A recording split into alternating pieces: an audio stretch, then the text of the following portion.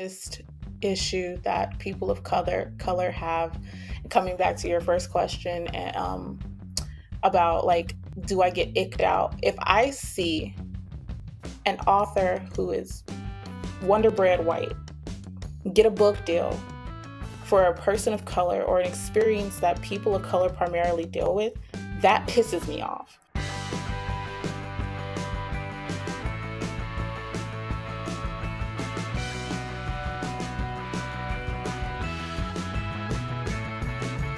Hello, welcome to Missed Writers or Fans, the show where we take a look at behind the scenes at how creatives build careers out of their passions, one decision at a time. I'm your host, Terry Bartley. As an author and a teacher, I want to live in a world where anyone can tell inclusive stories, but that gets complicated when the people being written about haven't always had the chance to tell their own. As a white author myself, I felt the weight writing my upcoming novel, Destined for Greater Things, which features BIPOC and Indigenous coded leads. It's pushed me to think more deeply about what it really takes to write characters who are different than you in an authentic way. And that's why we're so lucky today to be joined by author Rae Shawn. Rae Shawn is a candle-buying night owl who overthinks everything but manages to get things done. She writes contemporary Black romance that'll have you up in arms for the heroes and sometimes even the villains. When she isn't writing, she's dancing around her living room or watching reruns of Supernatural and all the anime she can find. So Rae, whenever you hear people say that they want to write more inclusive stories, what's your gut reaction? Do you think it's a good thing, a bad thing? Is it sort of cringy? What do you think?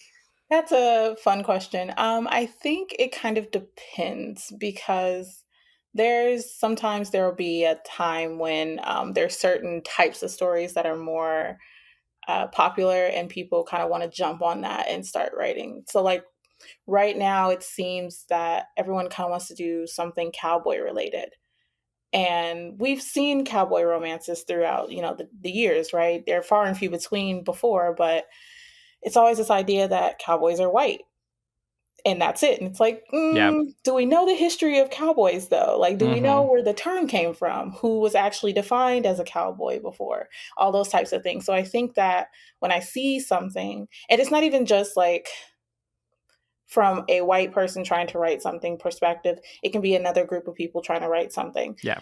But it's just always interesting that when something is popular, everyone kind of wants to descend on it, and it can be a little cringy. Like, I guess with sports romance, because I write that, I focus on football, which is heavily Black, right? Yeah. So when you see other folks writing football and their books don't feature any Black characters, it's very interesting to me, because I'm like, but look at the sport.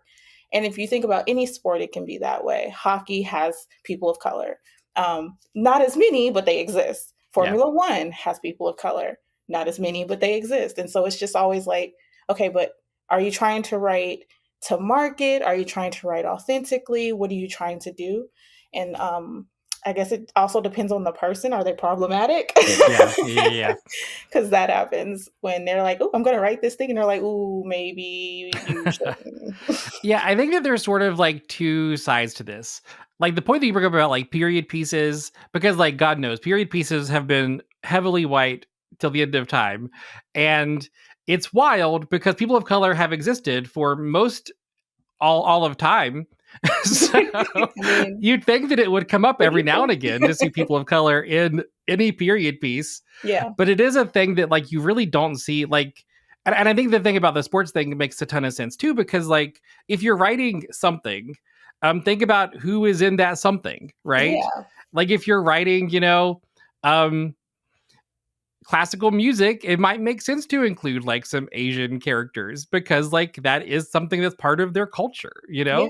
Like it's just like just take a second to consider like what is the thing, and it really comes down to research, right? Because like if you love a thing and you want to write about it, just do a little bit of research and you'll probably figure out pretty quickly that there's some this will be nice. that there's some diversity in that thing. But then I think the other side of it too is like just have a social circle that's a little bit diverse so that you think about it, Like I think that if you don't know any Black people, don't write Black people. Like that's just true, right? Right. We don't want to see token people of color. You don't want to have like, we can go beyond race and go into sexual orientation. And you don't want to have just a random trans person in your book because I should put a trans person. Well, yeah. Sure, but, like, are they there so you can meet a quota, or are you putting them there authentically because you just want the representation because that's what is your norm? And it can be as far as, like, "Well, I'm gonna have this cashier at the grocery store in this one scene be a Black person with braids that are nappy," and it's like, "Why?" Yeah, and go into depth about explaining this random cashier that doesn't actually impact the plot at all Yeah, because you just want to have a black so person. yeah, it's like, well, I write people of color." Do you though? Okay. Yeah. And I think the trans thing is actually a really good point because I think that we, and by we I don't mean me and you personally, but like the queer community, like queer writers are sort of guilty of that. As sort of like, I want to write trans people, but I don't know if it'll fit in the story, so I'm just gonna put a trans person as like maybe like the quirky best friend's a trans person, and they'll have a few lines here and there. Yeah. And it's like cool that you had that thought, but like What it is it wasn't. Is it worth, like, is there a story, like, is there like a side plot that involves this person that their transness is relevant to that, or like what, why is that included? Yeah. Like I guess I can say I'm guilty of that. In one of my books, the one of the best friends is trans, but her story is unfolding in the background. Like you see her throughout the series because I don't feel that me personally as a person who is not going through anything that a trans person has to go through should be writing that as a main character personally. That's my Yeah. opinion. And so you see her background um, as she's developing her relationship with her boyfriend, eventually into a marriage, happening, simultaneously as her sister and her best friend and all these other people are having their happily ever afters. Yes, her transness does matter to her sister. You can see her own story happening too, but she's not a main character. And I think that that is also a way to tell a story. You don't have to have a main character of a certain demographic, but if you choose to, you need to do it with care. Yeah. And how do you do it with care? Talk to people who have that identity, research, have sensitivity readers, do all these different things because if you are just doing a caricature of what you think someone is like, then it's going to be harmful. It's and obviously every story and everything you write is not going to be everyone's experience, but if you don't do anything to at least try to be inclusive of that identity you're including, you're gonna hurt someone, a lot of someone's. Yeah. Well, and I think too, the thing is, it takes a lot of care to really like, and often like time and like just Hmm. like a story time to really tell these stories authentically. Like, I have a trans character in my upcoming novel, but it's not clear that they're trans in the book because like they've not realized they're trans yet, because I have not known a single trans person that has not gone on a journey of Yeah, discovering various genders before they sort of land on where they're at, because like that's just how the journey, that's how it tends to happen. So, yeah, so I think that including a trans character, that's the thing that I, this is a little off topic, but I think it's still relevant. Um, that's the thing about the whole like coming out stories are done. Like people love to be like, we don't need any more coming out stories, and it's like I've not seen a single trans coming out story that has reflected any trans person I know. Like I just haven't. Like there's every now and again you'll see like a kid who like realizes that there's something different about them, and that's kind of the story, and it's like that's is sort of relevant. But like I've never seen like a really nuanced long take of a trans character sort of like finding themselves. Like it doesn't happen a lot in fiction. in fiction, I have read a few that were nonfiction, Yeah. some like biographies that were Hmm. excellent, but not in fiction have I really seen it. And I probably can read more. I'm sure there's somewhere out there. I personally haven't come across them, but like, yeah, it's part of like maybe there are trans authors who are writing authentic stories that have this depth and nuance that we haven't come across. And I'm sure like not every trans author is writing trans characters and, Right. and different kinds of things And like not that every too. trans author is writing about a character finding their gender. Probably some of them want to have Exactly. trans characters Yeah. who just are trans. Yeah. So I think there's just levels to it, but it all comes back and boils down to if you're going to include someone of an identity that is not yours to be, to have inclusive and diverse representation in your work, do the work. Yeah. Well, And if you have a diverse character that has some reason why their character doesn't fit like that minority group for whatever reason, have some explanation for it. To give an example of that, so Celeste Magister is a Black woman who's one of the main characters of my upcoming novel, and her dad sort of like a Steve Jobs like figure. He like invented the cell phone, the magic cell phone of the world. Um, Nice. but she's sort of isolated. Like she grew up on her own, which is unusual because it's very American coded. It's unusual for a Black character to not have a lot of family involvement, right? Like that's not super typical. There's And interesting situations out there. Yeah. so I felt like it was my responsibility as an author to figure out some legitimate reason Mhm. why like she's not surrounded by her Black family beyond her father.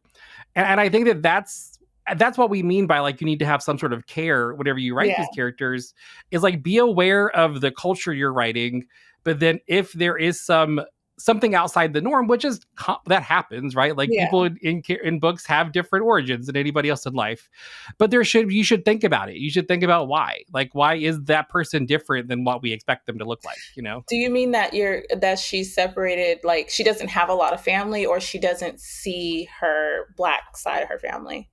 Yes. Oh, okay, gotcha. Yeah. Well, I mean, yeah, that happens. And as long as it's not like because you want to isolate her and put her in like this weird sphere of which happens, but like with this, she grew up in a white household with her black dad, blah blah blah. Like that's a reality for some people, Yeah. but it's also a little problematic because anyway, that's getting off topic. But No, yeah, no. I think it's sort of on topic because it's the same kind of thing that white writers have to think about, right? yeah. Like, so just to get into a tiny, because this is sort of not even super I relevant to don't the want to novel, so talk it's too not much a about your spoiler. work since it's But not but coming like out. That's why. she so her dad is Black, right? Her dad is a Black Steve Jobs, Yeah, and and his wife like uh died before, and there's like complicated family reasons why, because there's a ton of backstory I had to rewrite to make this make sense. But basically his dad felt like her grandfather felt very betrayed by the fact that like they went to save the world or whatever in like a military style mission, and then his wife died, so then his daughter was going to grow up without a mother, and like that really turned his father the wrong way because it mirrored their own story. mm, um and that felt like that made sense to me, like that his family, because I mean families have weird complicated. relationships, right? Yeah, And that made sense to me as to why. And then because they're rich, they grow up in a more white neighborhood, so then she doesn't see a lot of Black people in her day to day. So yeah, that's kind of like how I justified it, because I think that feels like that makes sense in our world. Like if that happened in our world, I could see it, right? yeah. I mean, we see mothers and fathers get remarried after deaths or just in new relationships, and their children are put in different situations. And if those are interracial relationships, then the dynamic of where you live and like your class status and all these other Yeah. things play a factor in that. So that makes sense that you're like, there's a justification behind it. There were already complicated layers to the family. Then there was, the death of her mother, and all these other factors that play into why there's some separation there. And if you want to know more, you have to read the book. Yeah. But I do think that it is that's what I'm getting at though, is like if you're gonna like I needed to understand enough about Black culture to understand that was outside the norm, right? Yeah, Like if you don't consume Black media, if you don't know Black people, you wouldn't know that. Like yeah, I think it was think I saw it on Twitter whenever it really made me think about it. Somebody was like, think about why your Black people doesn't have a lot of like family support, or like go to cookouts or like have a Black community around them. And I was like, that's a good point. Like why doesn't she? And I had to like really stop and think about yeah. I mean, obviously, I am Black, it. but I think that for me personally, I have said that I'm going to always champion Black main characters because there's never going to be enough stories, and there's so much within the Black experience that is varied. Because I grew up in Los Angeles, my experience in the neighborhood that I grew up in is different than someone who grew up in the South, or someone who Yeah. grew up in New York, or someone who grew up in the Midwest that's also Black with a two-parent household and grandparents, and went and lived in a kind of diverse neighborhood, we all experience something different. Yeah. I don't know what Southern people Yeah. Yeah. dealt with, except from what experiences a few of my friends have told me. I don't know what people in New York experience. I know that we had similar experiences, but it's different. So, I don't read reviews, but sometimes I'll come across them where someone will tell Yeah. me something. And I've had reviews that say, like, oh, this person can't be Black. Well, I'm sorry. I'm pretty sure I am. You have some sense of But also, just because the experience that my Black character it went through doesn't line up with you think Black people experience, doesn't mean that I am not a yeah. Black person, one, or two, my character isn't authentic. It's authentic to the experiences that I've had and people that I've had, and obviously your experiences play into what you write, and that, I think, is part of the issue with people who aren't Black writing Black characters have to contend with. Just that's part of the reason I Yeah. mostly focus on Black folks, and the cast of my characters are primarily Black because I grew up in a pretty diverse neighborhood with a lot of Mexicans primarily, and then like Koreans, but I don't put a whole lot of them in my books because I was a kid. Yeah. Yeah. I'm like, I can have, my Mexican best friends, but I don't know their experiences the same way as I know my Black experience. I don't know the Korean experiences of my friends the same way that I know my Black experiences. And so including them, I need to do more research. And I don't feel like I'm quite there to Yeah. authentically have them. And as bad as it sounds, white people can sometimes be a little generic. Yeah. Yeah. Yeah. Yeah. I know that kind of goes against everything I just said, but like if I have a random white person that's a character, they're one, not like a caricature of what a white person is, because white people are different too. But I try to kind of have everyone have their own personality because people, even fictionally, are different. Well, and I think that that's the real point, right? Is like we don't think of white characters as tokens ever because we see so many different white people in media, right? Like any portrayal of a white person feels like an accurate portrayal of a white person, Yeah. which is sort of the thing that is so upsetting about like this whole conversation having to be had in the first place. Yeah. Is that like there just aren't enough representations of like Black people and indigenous people and queer people and trans people that you can have like a wide array of them Mhm. because you have to think about, is this person a token? Am I writing them as a token? What are the characteristics that I'm putting on them that feel stereotypical? And why am I putting them on them?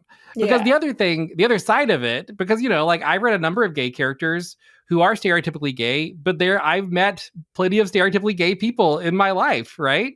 And Yeah. I think that that's sort of like the challenging thing is like, you don't want to not represent those people who that is their experience, even though they are sort of like falling into what people think of as a stereotype. And I think Yeah. that that's the thing that's challenging.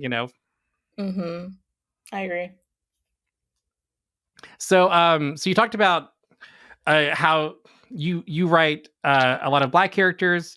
Whenever you do that, like, how do you sort of balance representation? Do you think about including people who are, because first of all, I think that representation means so many different things, right? It doesn't mean race and gender and sexuality. It also means like class and mental health and like Mhm. disability and all these different things.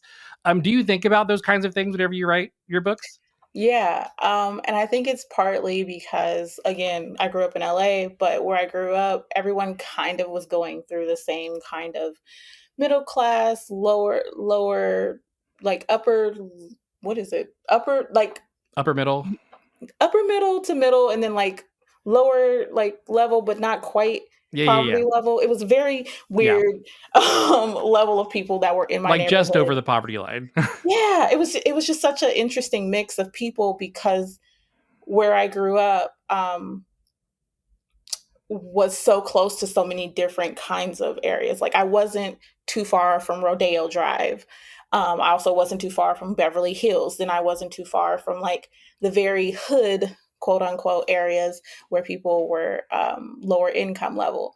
And so I experienced and saw various different levels of money. Basically it was just like Yeah. the and education level, and UCLA wasn't too far off, and all these different things. And so I experienced that, and it's just so natural for me to put it into my books because it was what I saw. But I've had people who have considered writing, and then I've read books by people where they try to do that and it comes off like very odd. I personally don't like writing.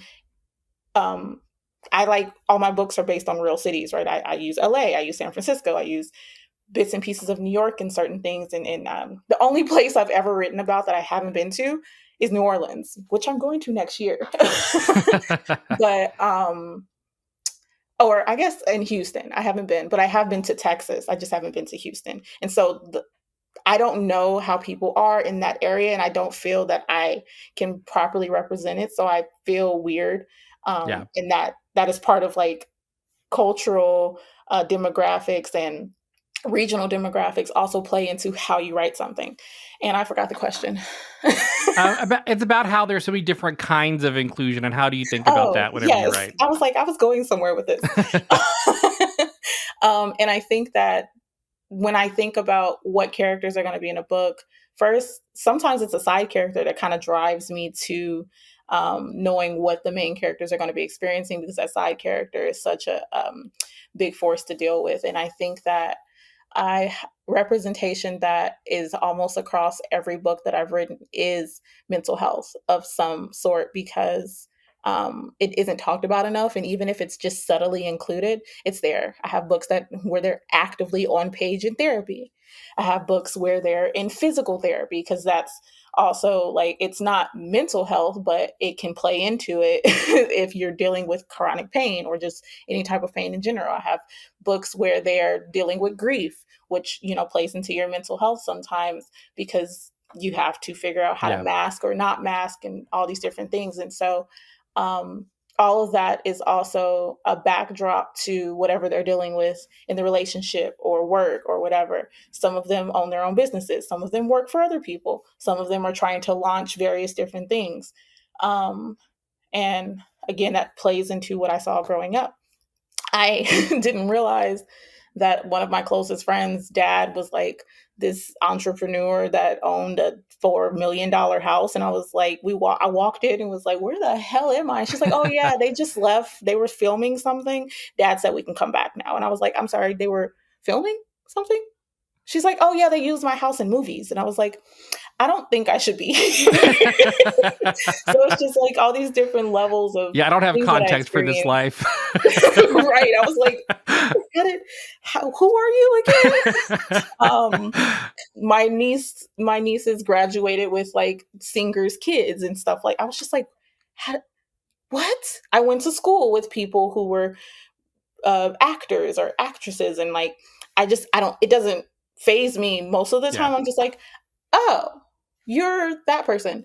But like, because I seen these different levels of income and different levels of experiences and backgrounds and different situations that people had to deal with and contend with, taking care of parents and becoming a unexpected mother because their sibling died and they have now, the kids to take care of, or unexpected father or whatever. It's just so much nuance that Yeah. different characters experience as I write. And it was natural because I saw it. And I Mhm. also try to consume a lot of media, try is the key word, that have these different things that people go through. And that also plays into it when you're writing something. You can't just write. You Yeah. have to consume movies, books, TVs, documentaries, like different things that represent different levels of society, because there's so much out there. Well, and you just have to live, right? Yeah. Because, We like, all the live in a thing that you bubble. said about, like, going to somebody's house who's really rich, like, I think any of us that have come from a lower income background has gone to a house of a weller-to-do off friend than you had ever expected, and you're like, "Oh, okay, you're this kind of rich." Yeah. I literally was like, "Oh, your house is really nice." And then I kinda looked and was like, "Why are there camera gear?" And she's Yeah. like, "Oh, they're coming back." Like, they just finished filming. And I was like, "What?" Hello, fellow creatives. If you're enjoying Most Writers Are Fans, I do hope you'll show us some love on whatever platform it is that you're using to listen to this on. Whether it's YouTube, do the like, subscribe, comment, all those things. If you are listening on Spotify, just go ahead and leave a review or follow me, all those things. And also on iTunes, you can leave a review. There's plenty of places to engage. but please do so, because that's how we spread the word about this show. And also, like, we're all about building a community, so like give me the chance to do that by having a conversation with me. Anyway, back to the show. The thing about writing a Black character and not being like stereotypical about it is kind of just about making them a person and Yeah. not like just making them a full-fledged person. And I think the thing that I've realized sort of in this mental health conversation is that the way that I've kind of done that is I find pieces of me that I can put into my characters, if that makes sense. And so even if, like, in this upcoming novel, none of them quote unquote look like me. Like, none of Mhm. them are like, because frankly, I just don't want to write. I just don't want to read about white people. Like, I'm like done consuming media about white people, if that's Same. um like that's kind of where I'm at. But so that's why I'm not writing a lot of white people, because I have sort of an ensemble cast. But what I sort of do is, like, I have a character who's like a white woman, so I give her she's like from a low income background, because that's something that I understand. The Black woman character, I sort of made her a bit OCD. I didn't even know I had OCD when I was writing her. I thought that I was like ADHD, and I was writing that authentic in another character. Then I found that my therapist discovered some OCD tendencies in me, and I was like, oh, okay, that's where that came from. Yeah. We And don't think about the little pieces of us that we put in characters, even if it's just like a tiny little thing. I A friend of mine, an author friend of mine, pointed out, I think last year, I want to say, she was like, Ray, do you know that almost all of your female characters have this very strong will they're kind of hard headed? And I was like, do they? She was like, yeah, it came from you. And I was like, I'm not hard headed. Yes, I am. Okay, whatever. But like, even with all the different things that the characters separately go through, because none of them are the same, all of them kind of have a little bit of a mindset of like, I don't need you. I can do yeah, things by myself because I focus on romance. And even with a couple of ideas that I am working on that are not public yet, that are not within romance, the female leads that are in those books have a little strong will to them. And I was like, oh, I just can't make a weak willed woman. I don't know what to there are worse problems in the world. do. But yeah, I think that that's really the key, is like, because people always say that there's always the part of them in their characters. Right? That's something a lot of authors say. But I think that you need to be intentional about it. If you're going to write people who are different than you, Hmm. find parts of you that you can put in them. That Hmm. way they can feel authentic. Because I think that, to your point earlier, a Black person isn't like, they're not super different because they're a Black person. They're a person who is Black. And how do you make them a person when you write them? Like, I think that That's right. that's the thing you really think about, you know? Yeah. It's true because, like I was saying earlier, with not really having Mexican or Korean characters, although I grew up around them, it's because I want to make sure that their representation is like, there's a point to it. I have Yeah. a side character. She's Mexican and Black, and it's the best friend of one of the characters. And I've had one of the main characters, and I've had readers reach out and be like, "When is her story coming?" And I'm like, Yeah. I don't know the experience of, well, I have my godson is Black and Mexican, but like, I don't know. I don't know Yeah. that experience. So if I'm going to write that, it may be very far down the line because I am championing Black characters, like, who are, they grew up Black. That's the experiences that they've had to converse, deal with and navigate. And the experiences of a mixed child or a mixed person is much different than, because they have to contend with two different backgrounds or three different backgrounds. Yeah. I have friends that are Korean and Black. I have friends or know people who have kids who are Russian and Black. And I'm just like, I can't write that. I don't know what those experiences are. And I am not going to write a mixed person, um, a mixed background person, without doing due diligence, because I don't know the experiences. And I think that if I step into that without doing all the work that is necessary, it'll be harmful. And as I said at the top of this, I don't think writing something just to write it is okay, because it can be harmful. Yeah. Yeah. And I think that what I try to do a lot of times is what something we don't think about as authors is that a lot of our experiences can be sort of like you can use that experience you had to then help inform the way you write a different story, right? Like I have like one of my characters is mixed race, and I'm not mixed race. I'm not from a mixed background anyway, but I'm a queer person who grew up in a small town with a strong Christian family Oof. and with like expectations of like what life's supposed to be, right? The picket fence Mhm. and the 1.5 kids and all that stuff. And like growing up in that world, like I sort of understood what it was like to have like I see a lot of like immigrant stories of like like kids of immigrants in the US, and I'm like I get them because their parents have strong expectations for them that is not at all what they want. And like I've contended with that side of it, you know? Yeah, And I think that that's something to think about is like within your experience, like within your experiences, how does that parallel to other cultures and how can you then apply those experiences into your characters, right? I think that's also something to yeah. think about. I think I had a similar conversation to that point with a white author. Since I'm not naming names of people, I'm just kind of throwing out identifiers at this point. But she's amazing. I love her. She's a lovely person. But she was saying that she grew up in a small town, and she has vision impairment. And so she's like, while I don't know the experiences of a person of color, I do know the experiences of being othered and frowned upon and talked about because of my disability, and I can understand to an extent what people of color are experiencing when they're being pushed to the side and talked about and frowned at and whispered Yeah. because of their skin color.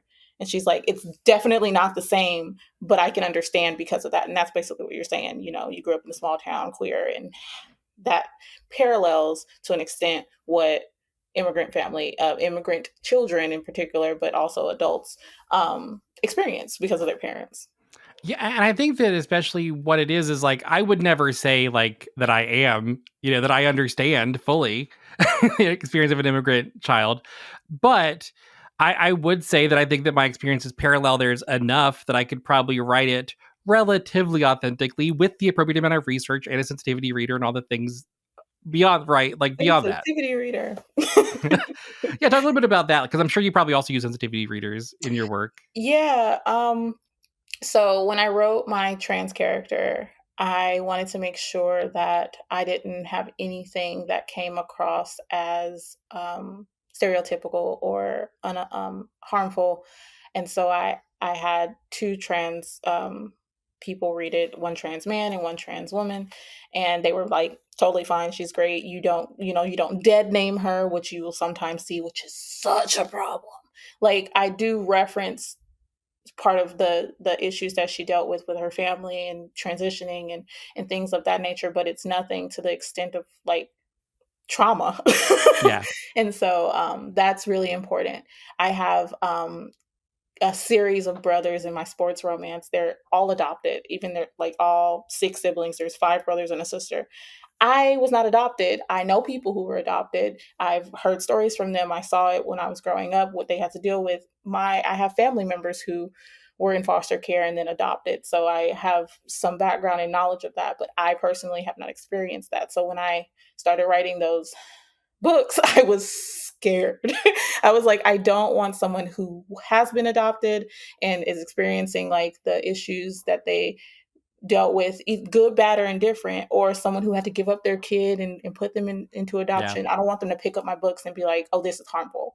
So I was very intentional with having several layers of sensitivity reading in that because it's the experiences of some of them are took it a lot better than some of the other siblings did. Some have I think that series is very, very health issue, not issues, but like health factors across the board. One brother has anxiety, one brother is in therapy because of traumas, and one doesn't really realize he was ever really affected by it. Like yeah, in the other two brothers I'm working on, he had actual literal health issues, but because he was adopted and his it was a closed adoption and his parents died young, he doesn't know his background. He's contending with trying to figure out all of that stuff.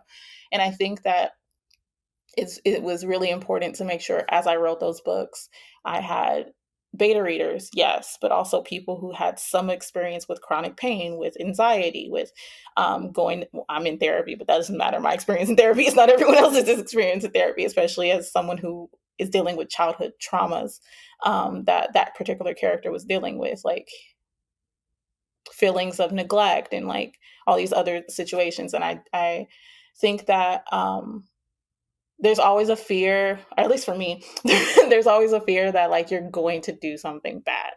Yeah. And it's just like, I don't want to harm people with my writing. And some people don't care. They'll just write something and put it out there. And that's part of the problem because a good example of that, and because I'm a romance writer, like all of my examples primarily are within that. But there was, I don't know, last year maybe or earlier this year, Time is a Construct, an author who put out or was going to release, I think she withdrew, like pulled it down, but like a age play book, and it was very problematic.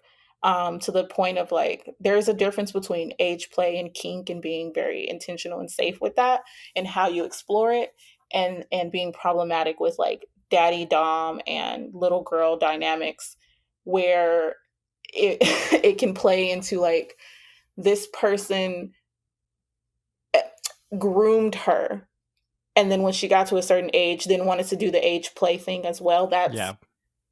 problematic. Right. And if you are not a part of a kink community, then how do you write kink?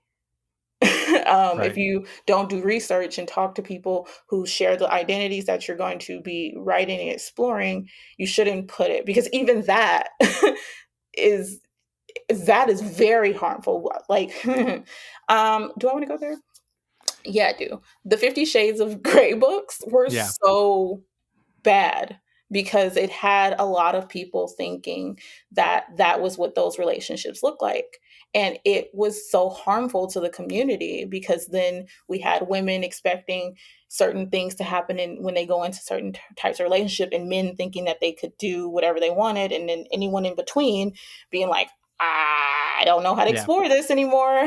And it creates this level of problem. I think romance in versus any other genre, it kind of has to deal and contend with that a little bit more than, because like if you're reading a serial killer suspense book, you're not going to Yeah. be like, I'm going to go out and kill people and I'll get away Right. with it real easy, because crime is different Right.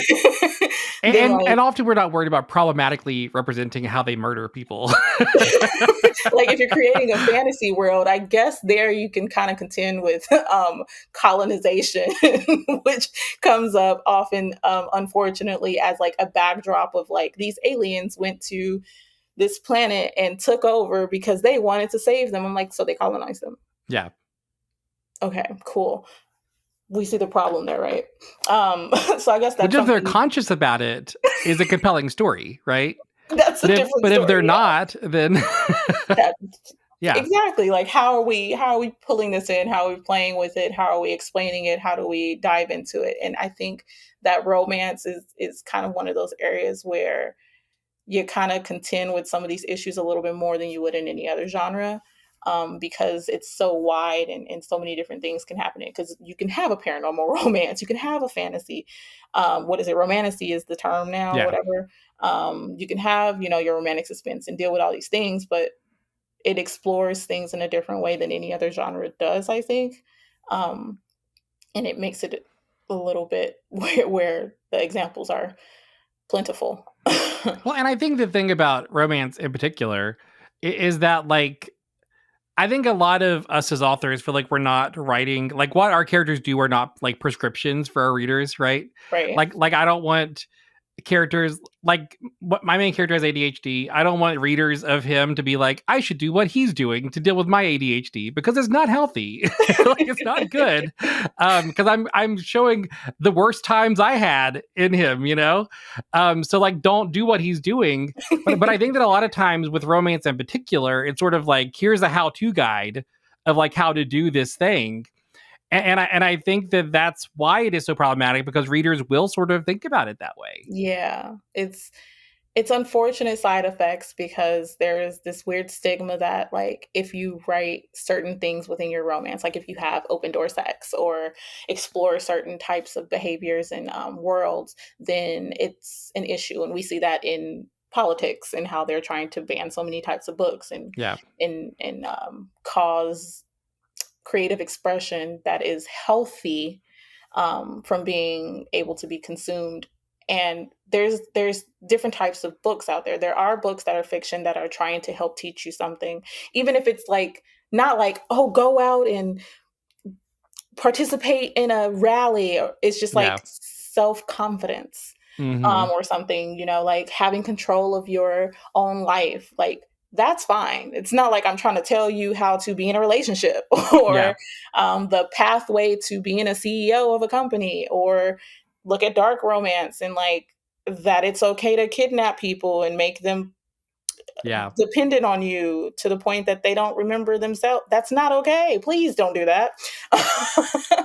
But it all still comes back to like how you present something. And I think authors notes and content warnings and stuff to that nature is really important, because some people don't read it and some people hate it, but I think it being there for people who kind of read and want to explore something, having it there can be like, look, I did tell you that this is a work Yeah. of fiction. Please don't repeat what you're Right. seeing. But Well, readers, and I think that that's at the end of the day, because like I write, so like my stuff is fantasy, and because it's fantasy, I try to say something with it, right? Because I feel like the point of sci-fi and fantasy is to try to explore our world through the lens of sci-fi and fantasy and make sort of yeah, like cultural commentary and make observations on the world.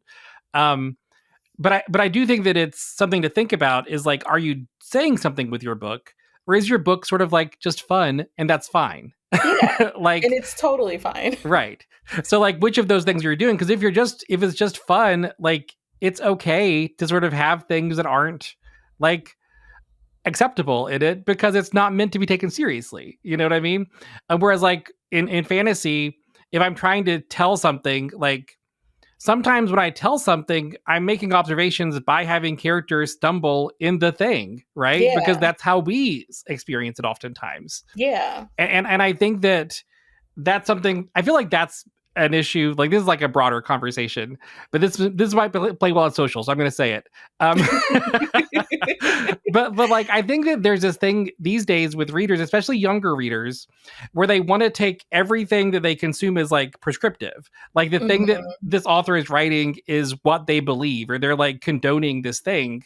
And it's like, I don't think everything my characters are doing are good, because not everything every person does is good. And I think that that's something that we need to start thinking about. Like, I remember I was teaching, so I'm also an English teacher for anybody that's not aware. And I was teaching my kids Brave New World. And if I don't know if you've read Brave New World, but like in long the time ago. it's this dystopian world, and there's this heavy storyline. It's a world building element. It's not even like a big part of the story, but it's a world building element where like people are sort of like drones. They just kind of like do their job, and they're sort of like forced to be happy all the time and not really think about things. I can't imagine what that's like. But, part of it is that whenever they're born, they're kind of like born into this like facility, and they're raised, and then they're taught sort of like sexual activity when they're relatively young, just to try to get them to like want to reproduce and like make more workers. And like, it's just part, and it's a dystopian novel, right? So like, it's not saying it's good. It's not Yeah. saying that this thing is like the author is not condoning that this is a thing that we should want to do. But a lot of my students were like, I don't like this book because it's telling me that we should want kids to have sex with each other. And it's like, that's not like, how was that your takeaway? It was okay. It was more so, from what I remember, it was like reflective of the world of like corporate America, basically. Like, Yeah, you yeah, go in, you do these things, you have to do this, and then you have kids so that they can grow up and do these things, and it's cyclical. And yeah. that's just it. And it was just like there is no happiness, no real happiness unless you step outside the norm. That's what I remember. Right. And what he was sort of doing in this dystopian world is it was almost presented as utopian, right? Because that's like why it's sort of like outside the box for a dystopian novel. But like it sort of is like, what happens with capitalism if it's taken to its extreme? Like, if we prioritize productivity over everything else. What does that look like? And that's kind of what he was saying. And that's why, like, reproduction is not something that we prioritize from. And also, like, part of it is like sex is a distraction. So, like, if you get people to be super into sex early, then they're not going to ask as many questions. So, like, that's also part of it.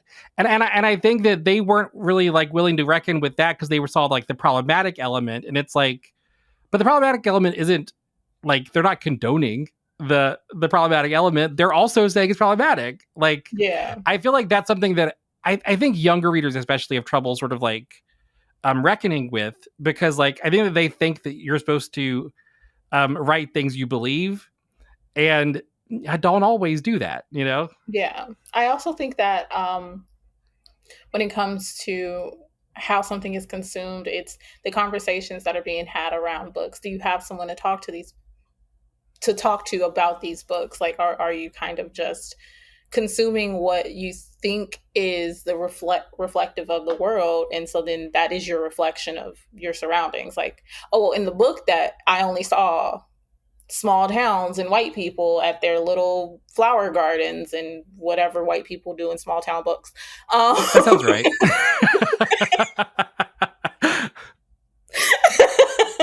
or are you reading diversely? Because it's totally fine to read, like, I don't know, cookie cutter books, which, some people write. It's totally fine to read that, but is that all you're reading? So then Yeah. you expect the world to be that way because you're not reading diversely. And then that comes back to people who decide to become writers. They're going to write what they read and what they've experienced. So then they're not writing diversely. Yeah. Well, and it just comes back to, I think we talked about this last time we you were on, but like it's just good to consume things that aren't your story. Like Mhm. it opens up your world in really interesting and cool ways, and you should want to do that. Just Yeah. not even as a reader or as an author, as a person that lives in this world, you should want to do that. And I feel like that's ultimately like I know that this is sort of like beyond just writing authentically, but I think that like to write authentically, you have to be a citizen of the world in a real way.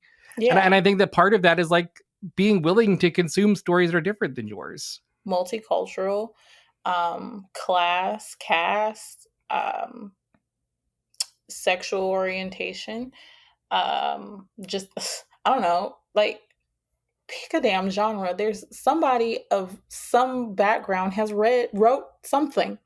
Well, and like as a white person, just watch Get Out and understand it, you know?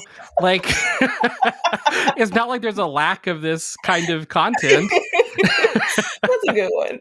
That's a good example because, like, what the fuck? I mean, excuse me, what the hell?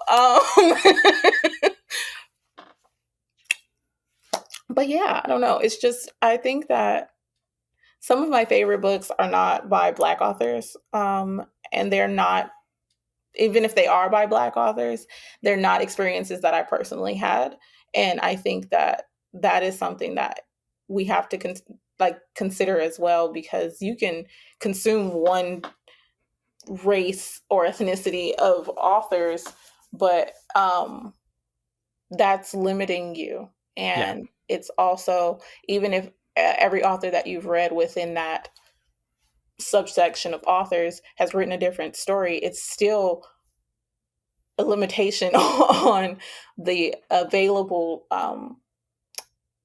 experiences of the world. Like, if I had never read a book by an Indian author, or a Korean author, or someone who lives in Australia, or a Caribbean author, or someone who's in Peru, like, I would be missing out on these experiences. I've And read some of the Punjabi best authors, media that like, we have. You'd be missing out on some of the best like yeah, fiction that's being created if you wouldn't consume things from people that are different than you. I mean, imagine if you're a white person that didn't see Black Panther because you're like, I don't want to see black people in a movie. God, Like and it's just that's not just worth it.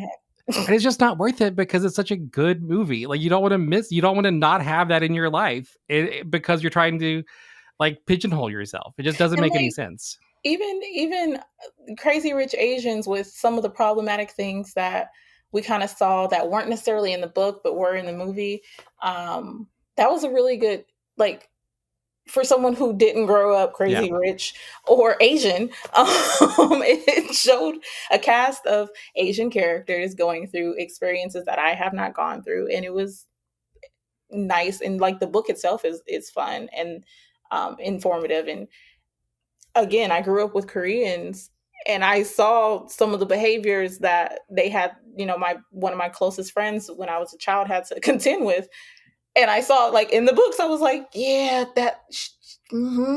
she sure did have to go to Catholic school, and it was expected to do her homework a certain way and dress a certain way because they were upper middle class, and you cannot go out here looking like it's a thing. Yeah. I don't know. Yeah. So I would have missed out on, like, that was just one example, but there's plenty of that was the first one that popped in my head. Well, just to go back to the whole like just being a good citizen of the world thing, like then we can have empathy for those people, Yeah. right? Which maybe we didn't have before. At least not to the same extent. Like being able to understand people's experiences and then being able to understand why a certain community might be upset about a thing. Like that's worthwhile. That's good to know. I mean, if we're going to talk about being upset about something, I think the biggest issue that people of color have, coming back to your first question, and about, like, do I get icked out if I see an author who is Wonder Bread white get a book deal for a person of color or an experience that people of color primarily deal with, that pisses me off Yeah. because you purposely ignored hundreds of possible story submissions to pick this white person because white people are palatable. And that is frustrating. And I'm like, maybe a person of color, quote unquote, did not apply or did not submit, but I'm pretty sure that's unlikely.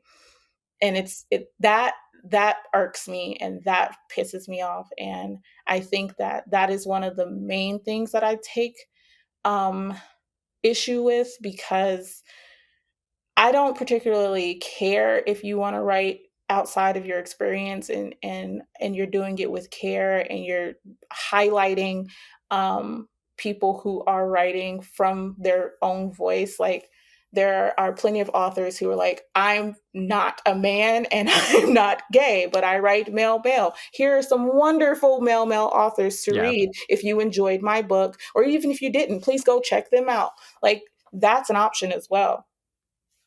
But if you're like, I'm the first to write this thing about XYZ, Yeah. no, you're not. There's a whole group of people who look like that, or who are from that place, or who experience that thing, who have likely written something. But you got a book deal that's like six figures, and are you serious right now? That is my soapbox, that I will die on that Yeah. hill because it's bullshit. I'm sorry. No, I think It's that's a not good place cool. to kind of like leave it because it allows me to frame this conversation as though I invited you here to make me feel better personally, which I like. Because again, I think it is different because I'm self-published, right? Like Yeah, I didn't have to go through gatekeepers. I didn't have to have like people sign off on me writing a black character. I chose this and chose to do it with care, and I'm putting a lot of risk personally to do it, right? And that's like not as bad as like an agent and a publisher and everybody that works at the publishing company getting behind me and being like, we love this story you told about this black person that no one's ever told before. yeah, Like that's not what's happening. And I think yeah. that is something about indie publishing specifically that is different And than I think, yes, it is different, but we are starting to see more indie authors who are making good money, yeah. and it's lovely to see it. I think that it isn't a cross genres kind of thing yet, but there are indie authors, at least in romance, because that's, the biggest part of the market, that are pulling in a lot of money. And I think there was one recently who was like, I only had 6,000 pre-orders. Only? Yeah. I, For I my would I debut would book, kill. it's not where I want it to be. I would love to have Yeah. 6,000 one day, not today. But, like, be so for real. Do you know that some people get 6? Yeah. Like, ma'am. So I don't know. I just think that, and that's an indie person. She's not traditionally published, or it's her first books according to her, and it's just like I don't know what I only briefly saw it, but I don't know what she's writing. But there are indie authors who are starting to do really well writing whatever they write, whatever genre and background, and however their characters look, and all these different factors. But that's also something that's kind of frustrating because as indie authors, we're out here sometimes screaming into the void, trying to get people to see our books. And it's people, I've never read XYZ. And it's like, I wrote it, and I've Yeah. read 18 other people that have written it. Here they are. And it's like, I still don't see it. Okay. Well, Well, and that's now. maybe like a mindset empathy thing too, right? Because like if I became wildly successful, like knock on wood, like maybe it'll happen. If I became wildly successful with this book, like I couldn't fathom not expanding my publishing company to then like sign authors of color, right? Like I It's not couldn't hard. fathom not doing that as like the next step of this journey, you know? Like it just doesn't make sense to me that I wouldn't then like help uplift other people. It's really not hard. It's not hard. It can be as simple as, like, have you heard of this author? They Yeah. have this book. Even if you can't, like, expand your publishing company right now to take on other authors and, get them out there that way, like, there's so many different ways that indie authors in particular, even traditionally or hybrid authors can support one another. If you are writing within your lane, but you want to uplift people who are writing outside, like outside of your experience, you can talk about them. And if you are writing something outside of your experience, you can simply also talk about authors who are writing And you that should too. feel some Like, obligation to do so too, you know? yeah, I don't like, think that that's wrong. Because I mean, you know, like, we talked about this earlier, but, like, we're doing the Lost True Story collection here with Starlight King Press, and, like, I invited you and a number of other Black authors to be a part of it because it just seemed logical to me to yeah. not just invite a bunch of, you know, white people to write this collection because it's not a diverse collection. It's not a good sampling of indie authors if I Yeah, don't do that, you know? it's not hard. So if people would like to find out more about you, where should they go to do that? Yeah, my website is loverayshawn.com. And I'm active on Threads and kind of on Instagram and TikTok. Work is working me right now, so Yeah. but I'm Rae Shawn Stories on pretty much all social media. I have a Patreon that is also Rae Shawn Stories. You can access all of my newsletter, my Patreon, and my social media from my website or my link tree, which is on my social media if you happen to find me there. Well, thanks so much. I think we had a really great conversation. Thank you, Terry. Most Writers Are Fans is a Starlight King production. Special thanks to our guest, Rae Shawn. The audio and video for this episode of Most Writers Are Fans is edited by David Riverroll. You can find video episodes of Most Writers Are Fans on YouTube and Spotify. If you'd like to support the podcast, please rate and review it. Also, make sure to subscribe so you never miss an episode. If you'd like to send a message, record a voice message, or leave a comment, please visit mostwritersareFans.com. You can also email us at press@starlightkingpress.com. Thank you for listening, and until next time, don't be afraid to tell your story.